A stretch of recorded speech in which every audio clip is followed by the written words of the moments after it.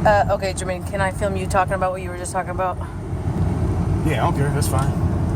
People need to hear this kind of stuff anyway. All right, you're live. Am I live or? No, what I was saying, well, you know, we've been watching Sons of Anarchy. Don't laugh at us. We always behind things because we don't watch TV. So we just got hooked up with Netflix and learned how to run it through our computer to our TV. Don't laugh at us. We just figured it out. And we've been watching Sons of Anarchy. Real good show. But they just got to a point in the show that I always explain to people. Like, you know, a lot of people ask because, you know, in case you don't know me, you know, you know, from where I come from, I'm very, very connected to the criminal element of the world. And I've had people come to me and even offer me money just to use my name in certain things. And people always say, well, Jermaine, you know, why would you sit around and be broke? You know, and I've been through some hard times with money, you know. And they said, why would you sit back and be broke when you could just, you know, go and join up with one of these, you know, these crews and you just get paid just to let them use your name and this kind of stuff. And I always said, man, you can't, you know, first of all, you know, I'm not into crime. And if you get involved in a crime, in the crime world, it puts you in this cesspool that you can never get out of because you're always somebody's get out of jail free card. So even if you're getting away with crime and you got a good crew and everybody know what's up and everything going good, then eventually somebody's gonna tell on you because all they have to do when they get busted is tell on you to get free. And that's what's gonna happen. But anyway, to make sure the Sons of Anarchy, what they were doing is one of the head top guys. They found out he was a traitor, a murderer. He'd been doing all this stuff.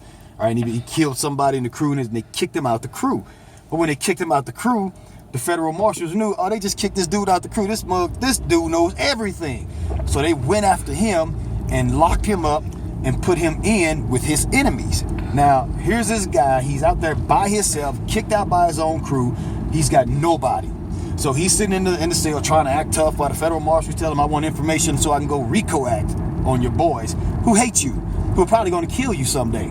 And he's playing tough, oh, I ain't going to do nothing, this and that. And they did a real good scene where they showed, he said, okay, well, your protective custody is going to end and you're going back to general population. And he, oh, yeah, whatever, get out of here, I ain't talking to you, you know what I'm saying? And then they showed the scene when they was taking his buck back to general population and they opened the cell door. And you seen all the brothers on the tier hanging and the white boys on the tier with their tattoos saying, and he knew he was going to be dead meat. And so he stopped right there. And you seen his whole character change. And he turned to the guard and said, tell that federal marshal I want to make a deal. But that's what's real. It's just like I tell people, you know, because I got friends in low places. And I've said to one of them before, and they all get mad at me when I say stuff like this. I said, look, if you get busted, or your girlfriend get busted, or your best friend get busted, and you got a kid, you trying to tell me that when the cops say one or two things is going to happen, you're going to give me information on who I want information on, or your kid's going to grow up in an orphanage getting beat up and God knows what else is going to happen to him because you were so solid and so hardcore. Which one you think people are going to do? So you telling me everybody say, oh, I'll do anything for my kid. I'll die for my kid. I'll kill for my kid. Would you give up your boy for your kid, or are you going to let your kid go down for your crew? So that's the realism of being involved in the crime world. And then, like I said, I know I was even telling you this last night, Rebecca. When you're involved in the crime world, you're dealing with greedy people who are dirty. And the more money you get, like I said, if you get rich committing crime, then you're surrounded by all these people who are criminals that know you're rich. So why shouldn't they come steal yours? Let's say if I'm a dirty criminal and he's a dirty criminal and she's dirty, and we all go out killing people and stealing and robbing and doing all this, and we get rich off of it, and I'm sitting with $2 million, but I want 4. You know, and you know, my girl, she know that you got 3 over there. What's to stop us from coming to robbing and killing you? What's to stop us from home invading you when we know that you dirty too? So you always in this cesspool of dirty people, surrounded by dirty people. You don't have to look over your shoulder and stuff like that. And that's just, that's what I was talking about. I just think that the Sons of Anarchy is doing a really, really good job of showing how being involved in that criminal world. And the guys on the movie, you know, who's Jax and who's the top guy? But I haven't watched that part, so you're going too far. No, I'm not going for Jackson. You shouldn't have fell asleep.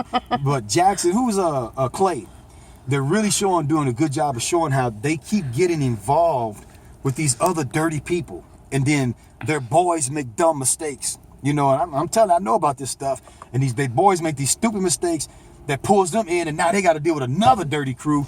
And I mean, they doing some mean stuff on there. They had one of when they got involved with this one crew, one of their boys made a dumb move and killed somebody, some innocent, and it turned out to be this big time gangster's daughter, and so they burned his daughter alive.